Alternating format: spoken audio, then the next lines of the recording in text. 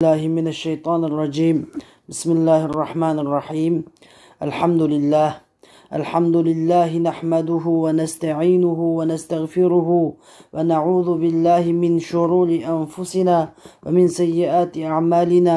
من يهده الله فلا مضل له ومن يضلل فلا هادي له. وأشهد أن لا إله إلا الله شهادة تكون للنجاة وسيلة ولرفع الدرجات كفيلة.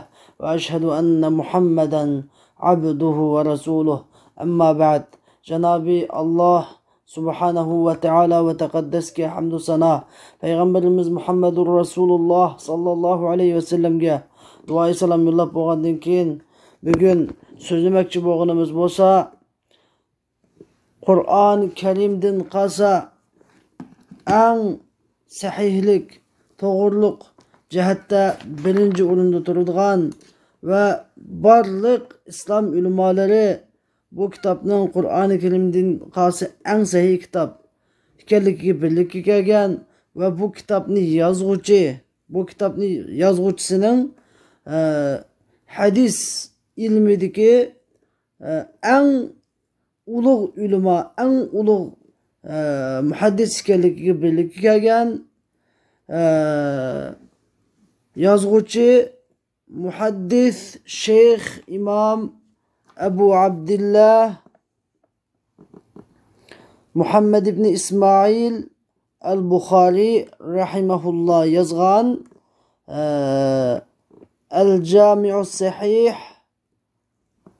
deb atıladigan Sahihul Bukhari degan isim bilan mashhur bo'lgan kitapning qisqartilmasini so'zlamoqchi. Endi bu kitapni qisqartuvchi kim deganda, bu kitapni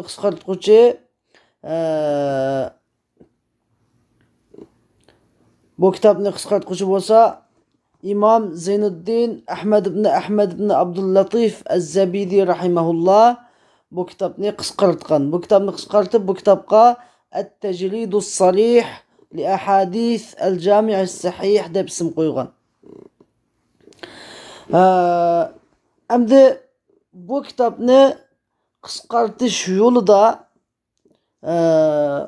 Abdur rahimahullah tuvandikidek bir qancha uslubni qo'llangan. Qo'llangan uslublarning biri bo'lsa Sahih al-Bukhari'niki hadislarning ravilerini chiqarib o'tish. Çünkü bunun ishonchliligida hech qanday shak bo'lmaganligi uchun bunun ravilerini chiqarib o'tish. Undan keyin ikkinchi qilib qo'llangan uslubi deganda Sahih al-Bukhari'dagi takrar hadislarni chiqarib o'tish. Mushu cho'ng ikki uslubni qo'llandi. Va mushu uslublarni qo'llanish jarayonida tuvandagidek kichik uslublarni qo'llandi. Bo'lsa, agar bir hadis takrar kelib qolsa, bir hadis kelib qolgandan keyin u hadis yana bir qatim takrar kelib qolsa, birinchi qatim kelganini yozish, ikkinchi qatim, uchinchi qatim takrar kelganini uni chiqarib o'tish. Agar ikkinchi qatim kelganda bir aziyab ziyoda foyda bilan qolib qolsa, uni bir qitib qo'yish. Agar foyda bo'lmasa, uni uzib chiqarib o'tish. Agar da birinchi qatim kelganda bak qisqa, ikkinchi qatim kelganda uzunroq tafsillar qilib qolsa, ikkinchi qatim kelganda birinchi qatim kelganda chiqarib o'tish. Yeni bir taraf bo'lsa, uchinchi taraf bo'lsa, payg'ambar sallallohu alayhi vasallam ulanmagan, ya sahoba mundaq degan, sahoba mundaq qilgan, yoki tabi'in mundaq degan, tabi'in mundaq qilgan, payg'ambar sallallohu alayhi vasallam ulanmagan har qanday hadislarni chiqarib o'tish. Mushu cho'ng 3 xil uslubni qo'llandi İmam Zabidi rahimahullah. Şunu bilan bu kitap taliplarning, hadis o'quvchilarning hozirgi zamondagi taliplarning yod elishiga va o'zlashtirishiga intayin qulay, qisqa holatda nurg'ulg'an bilimlarni o'ziga o'zlashtira oladigan bir qulaylik bir kitobni barliqqa keltirgan bo'lgan.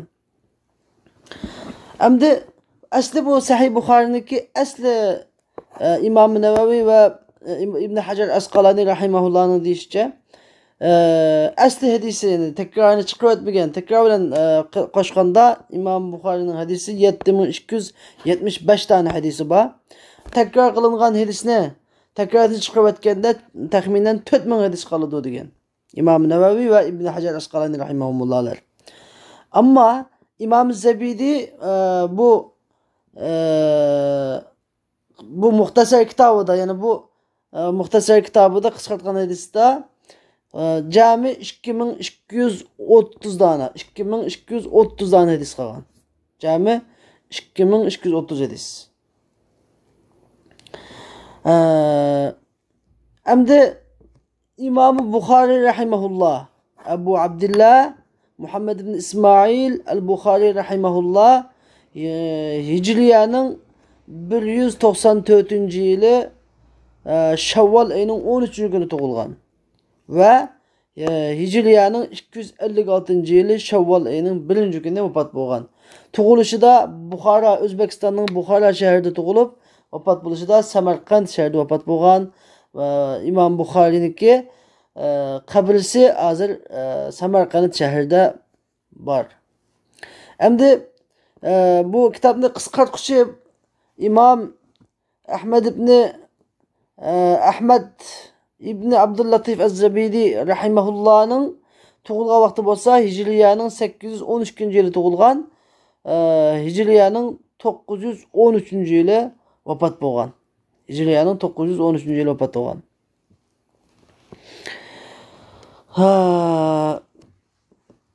Xo'sh, endi biz qisqacha tushuntirib bo'ldik.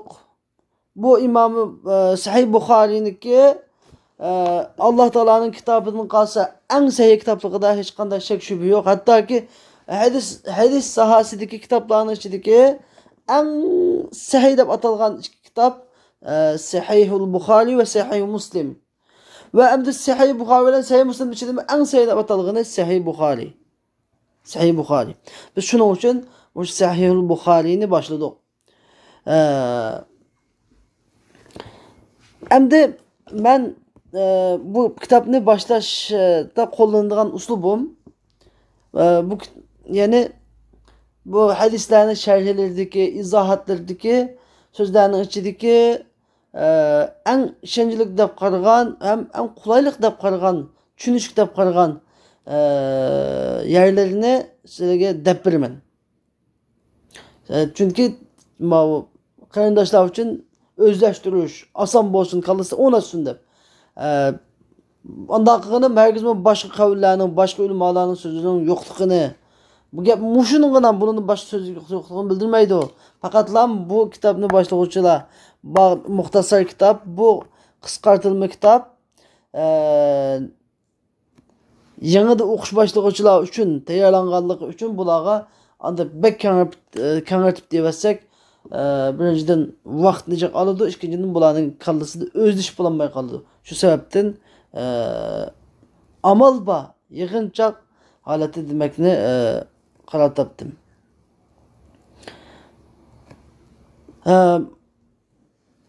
Abdurrahimahullah kitabını Kitabu Bed'il Vahyi deb başladı. Kitabu Bed'il Vahyi deb başladı. Yani vahiyning başlanış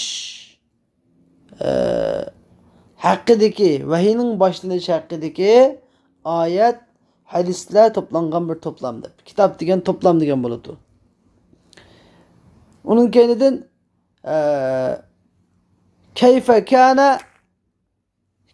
kana bed'u el-vahyi ila Resulillahi sallallahu aleyhi ve sellem.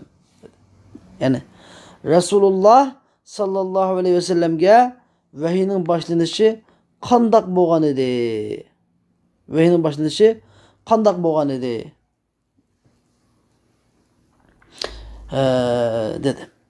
Endi biz bu yerda tushuntirib o'tishga tegishli bir qisqacha ma'lumotlar bor.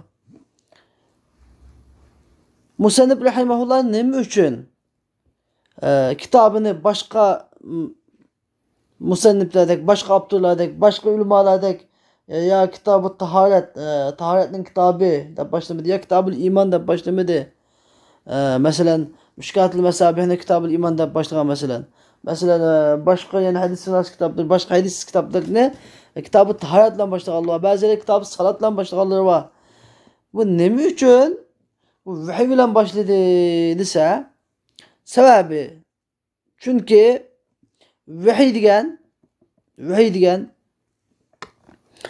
en desepki yol. Ha, iman, İslam, ihsan deb üçkü bilinse, en desepki yol iman bolsa, imanның mı desepki yolu nima? Vahiy. Çünkü bir adam iman etiş üçün çokum nemiga manash kerak? Allah Taala tarafidan alemni yaratquchi, alemning yaratquchiligini itiraf qilib, alemni bir yaratquchining borligini itiraf qilib, uni keyin bu yaratquchining bir insoniyatga avatgan uçur borligiga ishonish kerak. Uçur borligiga ishonish kerak. Shuning ishonib bo'lgandan keyin, shuning ishonganligi, shu uchurni bilsa, avvalo shu uchurni bilish kerak, uni keyin shu uchurga ishonish kerak. Uchurga ishonganligi iymon degan shu. Shuning uchun ash uchur nima vahiy. Ash uchurni so'zlash. Ash uchurga ishonmay turib, ash uchurga ya'ni yaratquchi tarafdan kelgan uchurga ishonmay turib, uning boshqa hech qanday ibodatni ibodat qila olmaydi, ibodat bo'lmaydi. Shuning uchun eng muhimni bu so'zlagan musannif rahimahulloh.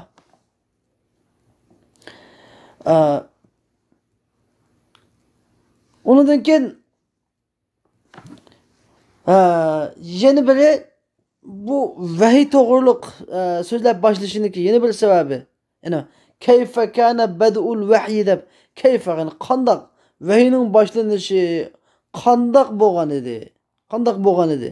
Degan gap ya'ni vahiy nereden kelgan? Qandoq kelgan? Bunun manbasine deb so'ralgandek bir savol oldu. Yani bunun cevabını yani bunun ikinci ayetlerden, hadislerden çıkıldıgan deliller arkalık bu hadislerin bu vahiynin işencelik ulemalar tarafından o işencelik ulemalara sahabelerga Peygamberimiz Muhammedur Resulullah sallallahu aleyhi ve sellem'den Muhammedur Resulullah sallallahu aleyhi ve sellem'e Cibril aleyhisselam'dan Cibril aleyhisselam'a Allah tebareke ve teala'dan kelgen uçur ikenlikini bu ayetteki bu babtaki bu ayetteki ayet hadisler bilen delillep ispatlap bu haberinin bu uçurunun haqiqiy mutavatir yani yalğanlıqıga hergiz mu aqlga sığmaydigan kündek hakikat ikenlikini bunun işiniş çokum yani tabiiylab işiniş gerek. Zürür işiniş gerek. Onu işenmezlikке hiç qandaq bir bana sebep yok ikenlikini sözlemekçi. Bunu sözlep bo'lgandan keyin endi biz vahiy deganning nima ekanligini bir qisqa tushunib ketaylik. Vahiy deganning nima ekanligini. Vahiy degan arab tilida har qanday bir babda biz davomli so'zlab kelyapman, istiloh deb bir gap bor. Lügat istilahi başka buludu, hadis istilahi başka buludu, fıkıh istilahi başka buludu, tefsir istilahi başka buludu. Hem de lügatta vahiy degan gap desa, vahiy degan gap lügatta pichirlash degan gap. Bir adamning quluqiga pichirlash, yani maxfiy gap qilish, bir gapni maxfiy bildirish degan gap. Ama lügatta yani onu mesela işaret qilish, xat yozish, uçur yo'llash, ilham qilish degan ma'nolarim bor. Lekin asosiy ma'nosi yana maxfiy gap qilish degan bo'ldi. Yushirin gap qilish. Endi shariat istilohidagi ma'nosi shu deganda shariat istilohidagi ma'nosi ya'ni vahiy degan Alloh taolaning payg'ambarlaridan biror payg'ambarga tushirilgan Alloh taolaninki kalomi nima shu vahiy. Alloh taolo shu vahiy deb hisoblanadi. Alloh taolo bu vaqtda nima degan? Shura surasidagi 51-oyatida Alloh taolo أعوذ بالله من الشيطان الرجيم وما كان لبشر أن يكلمه الله إلا وحيا أو من وراء حجاب أو يرسل رسولا فيوحي بإذنه ما يشاء إنه علي حكيم. Yani Allah Teala deydi ki insanga yani Adem balısıga yani insaniyetke Allah Teala'nın gap qilishi faqatla vahiy arqılık ya perde arkasıdın ya bir elçini evetiş arqılık firishtadan iborat bo'lgan. mush 3 xil ishning biri bu. 3 xil ishning biri bilan bo'ladi. Shuning bilan mush 3 xil ishning biri bilan Allohning izni bilan u farishta u payg'ambarga Alloh taolo xohlagan shaylarni vahiy qilib olib keladi. İnnehu aliyyun hakim. Allah Teala hammadan ustun, intayin hikmetli zat. Hem de yani bu ayet kelimenin kısaca tefsirini desek mesela.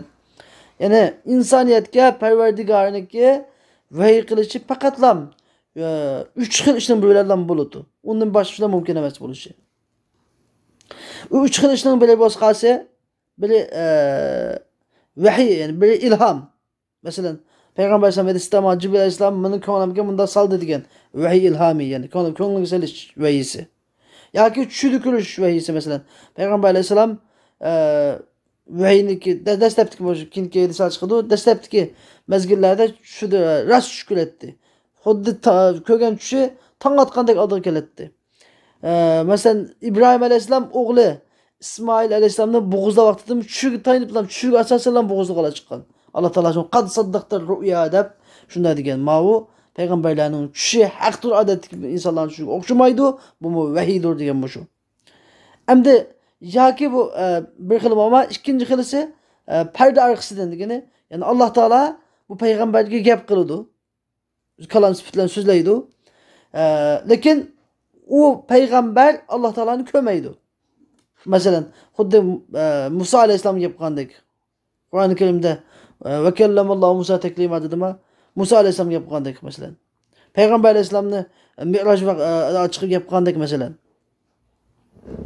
Lekin yögülüp kalgani kim degende peygamber. Allah Teala bir cisim emas, yögülüp kalkan veya yögülüp kalkan. Allah Teala cisim emas. Allah Teala hiç qanday şey o'xshamaydi. Lekin kuranmagini peygamberning ko'zi. Kuranmagini bizning ko'zimiz. Lekin qiyomat kuni hamma bilan inşallah Allah Teala'nın hemmele xuddi 14 günlük tulan ayını hiç kim kıstalmay, gözü kamış kalmay kögende Allah Teala'nın biz hemmemiz görmüş Allah'ın izniyle inşallah biiznillah.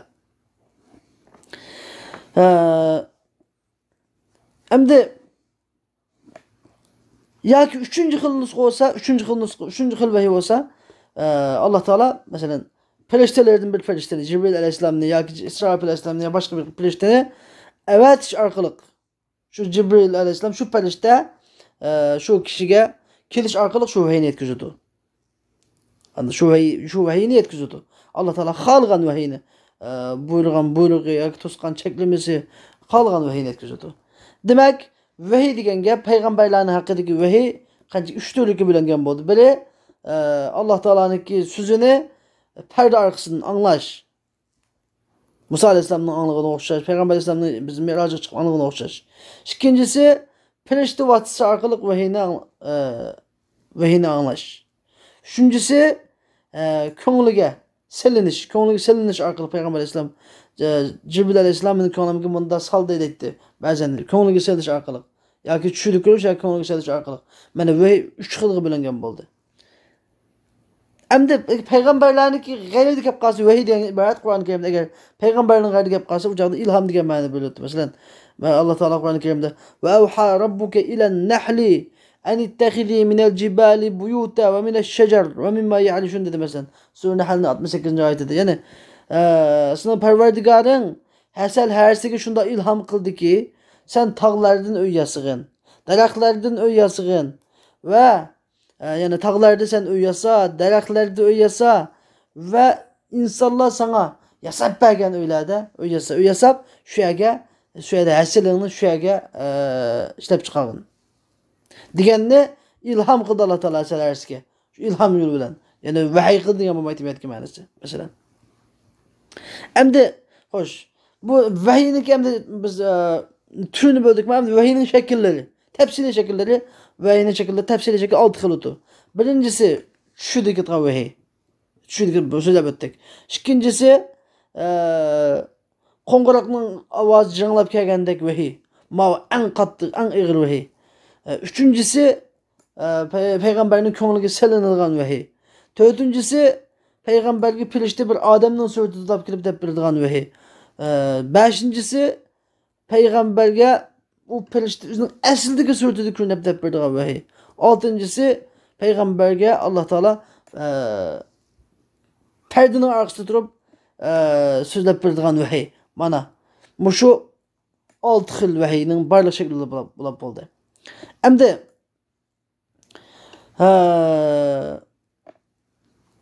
Abdur rahimahullah, İmam Zabidi rahimahullah mana mishada asli Sahih Buxoriyning asli qisqartirilmagan nusxasida İmam Buxoriy Allah Taola'niki mushu babning tarjima holiga endi babning tarjima holi deb bir gap bor. Buni bilish kerak.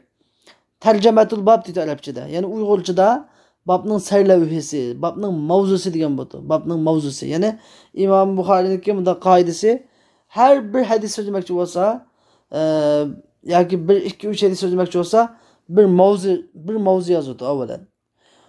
Şu mavzusini tasdiqlash uchun, şu mavzusini dalillash uchun yuqorqi tuvandagi hadislarni aytadi. Ma bir qoida yoki bir qoidani aytadi, bir qoida. Bir so'zni aytadi. Bu söz bu tuvandagi so'zlamoqchi bo'lgan hadislarniki izohi. Bu ikki xil qoidaning bir so'zlam bo'ldi. Endi İmam Buxoriy o'ziga shu qisqartirilmagan asli kitobida mushu vahiyning boshlanishi qanday bo'lgan degan mushu tema sarlavhaga dalil qilib birinchi qilib Alloh taolaniki tuvandagi oyatini dalil qilib kelgan. U oyat bo'lsa A'udhu billahi mineşşeytanirracim. İnna evhayna ileyke kema evhayna ila Nuhin ve nebiyyine min ba'di. Yani biz sizge hakikaten vahiy qildik. Shundaqki Nuh alayhisalomga va Nuh alayhisalomning keyingi payg'ambarlarga vahiy qilgandek biz sizga mu rastli vahiy qildik. Rastli vahiy qildik dedi. Endi buni yani bu İmam Buxoriyning shu odati, ben so'zlab o'tgan odatidagidek yani shu babga so'zlagan sarlavhasi, shu mavzusiga, hadisning mavzusiga dalil qilib aytadi oyatni. Dalil qilib. Yani vahiy qanday boshlanganini deydiganda vahiyning boshlanishi qanday bo'lgan desa bir tarafidan yani vahiyning oshkor bo'lishi degan ma'nosi bor buni hamda. Yani vahiy qanday narsa degan ma'no chiqadi. Buning bir chiqqan ma'nosi vahiy degan qanday narsa deganda vahiy degan xuddi ilgirki Nuh alayhisalomga kelgan, boshqa payg'ambarlarga kelgan bir Alloh Taolo yaratquchi o'zining bandalaridan xohlagan bandalarga avatadigan bir shuni avatadigan bir qonuniyat, bir odat, Alloh taolaning bir ravishi. Bu sizga ham kelib qolgani yo'q. Sizning ilgirki payg'ambarlarga kelgan. Bu Alloh taolaning bir odati, ravishi. Ondan degan mush oyatni aytilish orqali vahiy degan shu Alloh taolo tarafidan payg'ambarlarga tushirilgan Alloh taolaning kalom ekan degan ma'birni dalillamoqchi. Ma'bir hukmni dalillamoqchi. Ondan keyin İmam Buxoriy rahimahullah dastlabki birinchi hadisini so'zladi. Bu hadis bo'lsa an Umar ibn al-Khattab an Umar ibn al-Khattab radhiyallahu anhu qal. Umar ibn Khattab radhiyallahu anhudan rivayet qilindi. U zot mundaq dedi. Sami'tu Rasulullah sallallahu aleyhi ve selleme yaqul. Men Rasulullah sallallahu aleyhi ve sellem'nin mundaq davat qilligini anladım. İnnemel a'malu bin niyyat. Her qandaq ameller niyetki bağlıq buludu. Niyetki gınam bağlıq buludu. Ve innema likulli imri'in ma neva. Her bir insanga fakatla niyet qilgan narsalar buludu. Femen kanet hicratuhu ila dunya yusibuha. Andaqda kimki onun hicreti dunyaga bo'ladigan yusibuha, u dunyoga yetidu, dunyoga erishdi. Aw ila imra'atin yankihuha, yoki biror ayolga bo'ladigan u ayolni nikohiga oladi. Fa hijratuhu ila ma hajara ilayhi. Onun hicreti ila ma hajara ilayhi. Degan u hijrat qilgan narsaga bo'ladi. u hijrat qilgan narsaga bo'ladi. Uning hijrati u hijrat qilgan narsaga bo'ladi. Endi xo'sh biz bu hadisni birdan sharhlab o'taylik.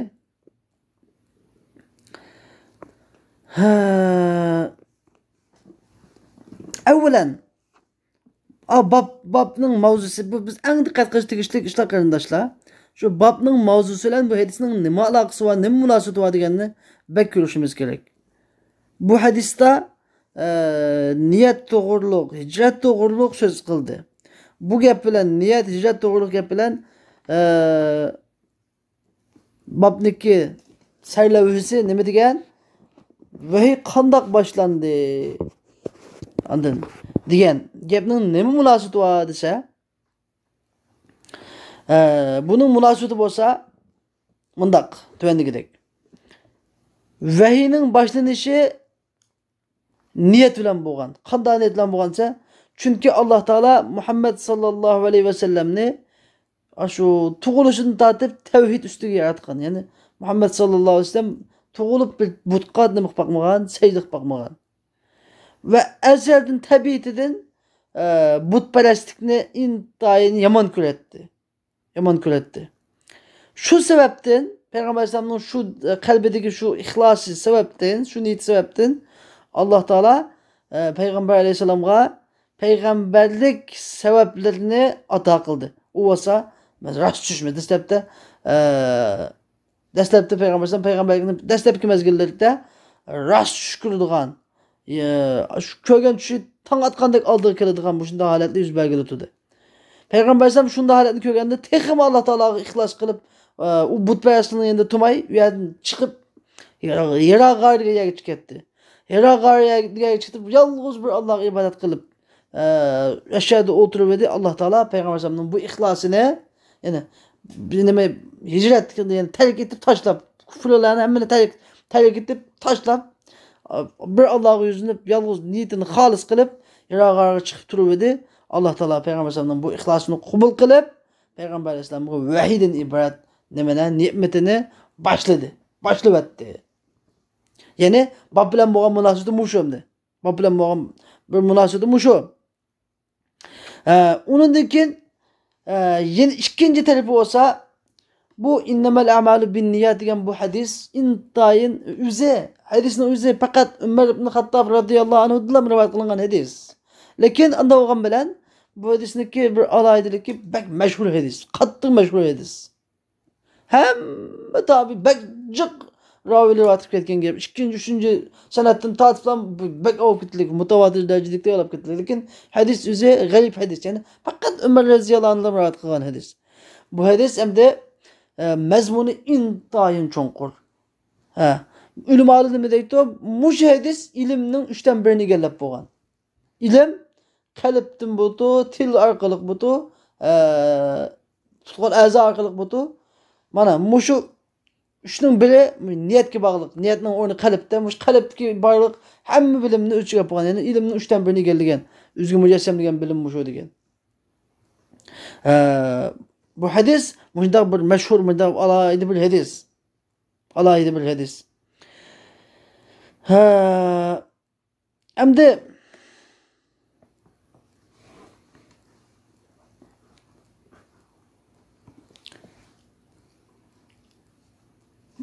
alayda bir hadis bo'lganligi uchun hamma ulamalar kitob boshlab olsa, kitobni boshlab vaqtida mushu hadis bilan boshlab odat qilib kelgan. Endi İmam Buxoriy rahimahulloh o'ziniki mush kitobini boshlashda har qanday amal niyat bilan bo'ladi. Har qanday insonga niyatiga yarasha bo'ladi, biladigan savob jazo. Shuning uchun menmu bu kitobimni Allohning roziligini ko'zlab, bu dunyoning g'arazlarini emas, yüz obro'yini emas, har qanday bu dunyoning g'arazlaridan voz kechib bir Allohning roziligini deb kitobimni boshladim deb o'ziniki ixlos mallikini, xolis niyatini bildirmoqchi va o'ziga mush hadis bilan o'ziga nima qilmoqchi? Davomli dars o'tkazib, mush hadisni davomli kitobni ochganda mush nimene müşedisini külep durup üzerinde halis niyetini halis kılışkı ünlü etmek için müşedisden başladı. Hoş emdi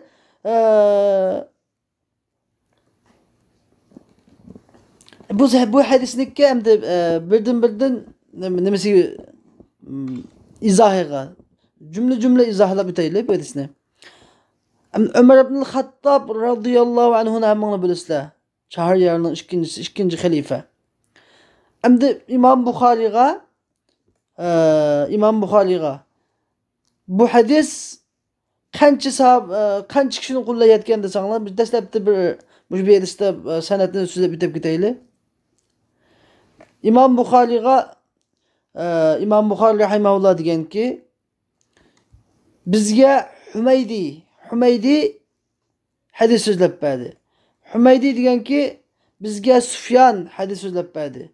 Sufyan deganki bizga Yahya ibn Sa'id al-Ansari hadis so'zlab berdi.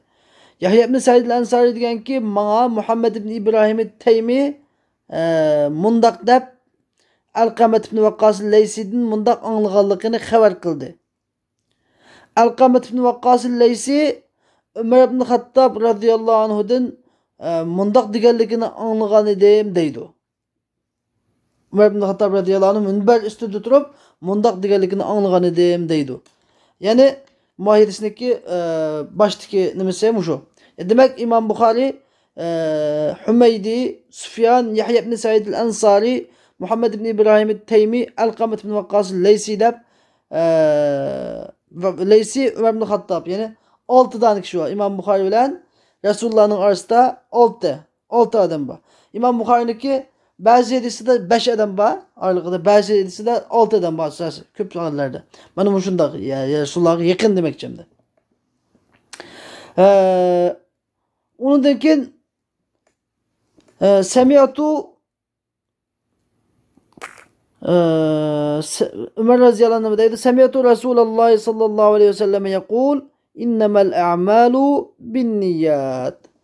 Yani Ömer radıyallahu anh deydi. Ben Resulullah sallallahu aleyhi ve sellem'nin innemel a'malu bin niyyat ahir kıçında diyen şu hadisi söyle davat kaldıkını anladım deydi. Hem de innemel a'malu bin niyyat diyen innema el a'malu bin niyyat. Asli inne diyen gap bu müşebbehati bil fiil. Ma diyen ma kafe. Demek inne ispatlaş için kitu ma çıkarıvetiş için kitu. Demek inne cümledeki bir bölükünü ispatlasa ma az cümlede şu cümleden başka manilerini çıkarıvetiyor. Demek kanda maniyetimiz bunu degende innemel a'malu bin niyyat degenge yani ameller bin niyyat degen niyet kıgını bağlılık. Ameller niyet kıgını bağlılık. Niyetin başka bir şeye bağlılık emas. Dese emdi bu yerde İmam-ı Azam Ebu Hanife rahimahullah şunu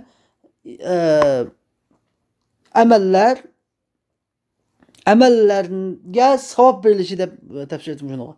Amellerge savab verilişi niyetki bağlılık. Her kanda adam her kanda amelini kılsa bu amelden niyet kılmayı kalmasa bunun savab yok. İmam-ı Şafii rahimahullah müşahidisi kanda tefsir etti. Her kanda amelinin dürüst buluşu niyetki bağlılık. Her kanda adam bir amel kılmasa niyet kılmayı kalmasa bu ameli amel emez. Bu ameli amel emez yani kubul olmaydı. Savab bu yok. Amel emez. Bırak kısıtı onu deydi. Perik nime? İmam-ı Azam rahimahullah deydi ki savab birleşiği degeni yani savab yok bu. Amel o kaç tüyde degen savab yok bu dese İmam-ı Şafii amel bulmaydı deydi. Mühim derece bu yani niyet mühim nersemde. Ve innema likulli mir'in ma neva ve innema likulli mir'in ma neva degen her bir insanga niyet kılgan nersili buludu başsız bulmayı degen yani her bir insanga niyet kılgan işinin savabı niyet kılgan işinin ceza mükafatı budu. Yaxşılık niyet kılgan bolsa kanda işine onun mükafatı buludu. Yamanlık niyet kılgan bolsa onun cezasını çekidu. فَمَنْ كَانَتْ هِجْرَتُهُ اِلَى دُنْيَا يُصِيبُهَا Emdi kim ki onun hicreti dünya bolsa o dünyayı yitidu. Ev ila meratin yenkihuha fe hicretuhu ila ma hacer ileyhi. Yani bir ayal kişi bolsa onun nikahı kalıdı. Fe anda oğandikin onun hicreti Nimaga hijrat qilish shuningga bo'ladi? Endi xo'sh, biz bu yerda hijrat deganni tushunib o'taylik. Hijrat degan nima degan gap? Hijrat degan asli hajrdan chiqqan, hajran masdardan chiqqan gap, ya'ni bu tark etish degan bo'ladi. Tark etish. Nima endi lug'atdagi ma'nosi? Istilohatdagi, shariat istilohatdagi ma'nosi nima? Bu yerdagi ma'nosi ya'ni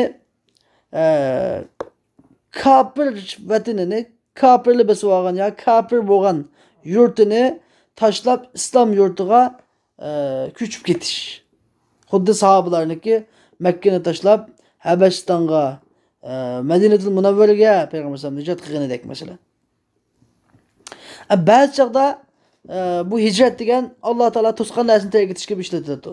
Ya'ni Alloh taolo to'sqan narsani tashlab tark etishga ishlatiladi. Ba'zi chaqda o'zining yurtini ilm talab qilish uchun yurtini tashlab boshqa yurtlarga berishga ishlatiladi. Ba'zi chaqda yurtini tashlab haj qilgili, ibodat qilgili boshqa yerga berishga ishlatiladi. Bu shuni hammasi shu hijratniki qatoriga kirdi. Ba'zi chaqda bu qattiq fitna zamonasida xalqni bir tashlab uyga ham yushnib, ya xalqni olib o'tirganmi, bu hijratning qatoriga kirdi. Endi lekin Payg'ambar alayhisolamning bir so'zi masalan. Payg'ambar alayhisolam la hijrata ba'dal fath. Makka fathlanib bo'lgandan keyin hijrat qilish yo'q degan bir so'zi bor. Bu so'zining ma'nosi menga hijrat tugamdi Makka fathlanib bo'lgandan keyin desa, buning ma'nosi Makka fathlanib bo'lgandan keyin Makka shahridan hijrat qilib yeni Madinaga hijrat qilib ketgan yo'q. Payg'ambar alayhisolam Makkadan Madinaga hijrat qilib ketgan, bizmi ketaylik deb zo'rla majbur ketgan yo'q. Makkada o'tiraversan bular yo'q degan bu ma'nosi. Yeni bir umumiy ma'nosi bilsak, ya'ni islom shahridan bilak bir islom shahriga yoki kafir shahriga ketishga qat'iy bo'lmaydi degan gap. İslam şehrini bilak İslam şehri kesse mubah, bu safar qilsa mubah. Lekin islom shahridan kafir shahriga kesse qat'iy bo'lmaydi degan ma'no chiqdi. Nimishqa? Chunki uning sabablari chiqqanda hozir islom shahridan kafir shahriga ketganlar dinini saqlamaydi. Balvaqılarının eğer uzun dinini saklagan takdirde mu balvaqılarının dinini saklap qilishi intayin müşkül. Balvaqılarını saklagan takdirde mu balasının balası. Nima holat ko'rmoqchi oxirida? Demak dinsizlash qatoriga ma'lum gap. Shuning uchun bu intayin inchki masala. Shu qanday jafo ta'sir tortib islom shahridan kafir shahriga ketmaslik lozim.